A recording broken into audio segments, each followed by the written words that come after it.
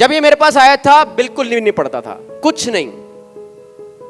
सिर्फ 1 साल में जब इसने मेरी बात को पत्थर की लकीर मानी, 60% वाला बच्चा सीधा 87 पे पहुंचा।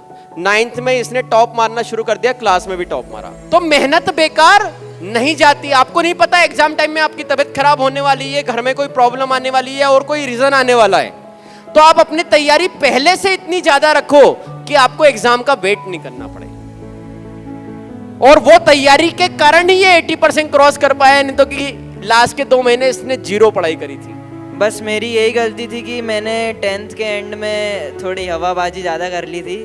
ट्रिप से आ गए, फिर पढ़ाई तो बिल्कुल ही छोड़ ही दी थी, पर तब भी जो पहले पढ़ा था उससे 80 तो क्रॉस कर ही लिया। प्लीज वेलकम धैर्य परवाल। अपने नाम के जैसे ही धैर्य ने अपने अंदर का पेशेंस, कॉन्फिडेंस बनाए रखा और हासिल किए 82.2%।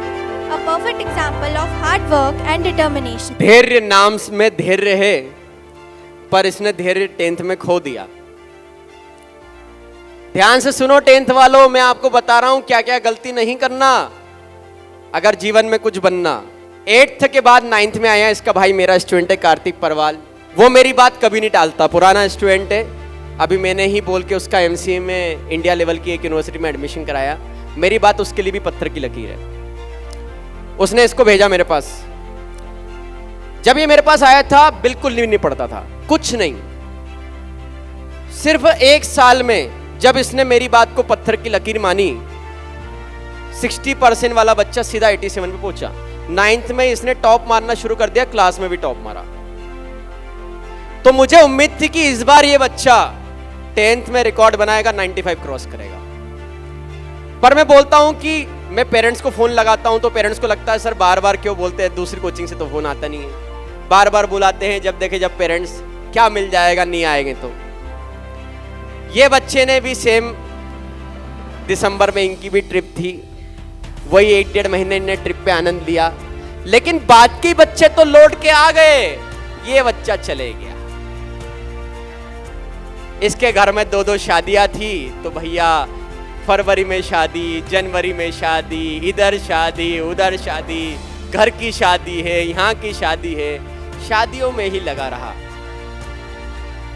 आया ही नहीं, पापा मम्मी भी नहीं आ पाए क्योंकि वो भी शादियों में लगे रहे, घर की शादी थी।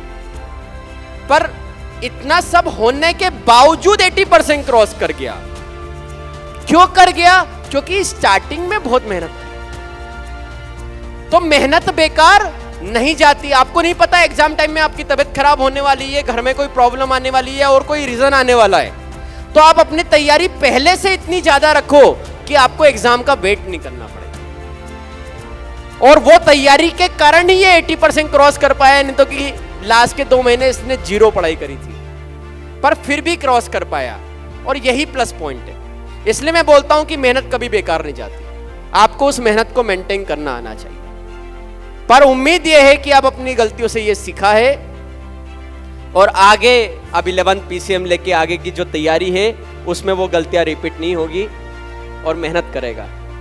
और इस बार मेरा जो सपना है 12th में वो पूरा करेगा। All the best. बस और तो कुछ नहीं कहना, मुझे सर को थैंक यू कहना है और congratulation for 11th anniversary coaching की। बस मेरी यही गलती थी कि मैंने 10th के एंड में थोड़ी हवाबाजी ज़्यादा कर ली थी। ट्रिप से आ गए, फिर पढ़ाई तो बिल्कुल ही छोड़ ही दी थी, पर तब भी जो पहले पढ़ा था उससे 80 तो क्रॉस कर ही लिया। बाकी जो सर ने बाद में बताया उस पर फॉलो करेंगे। All the best.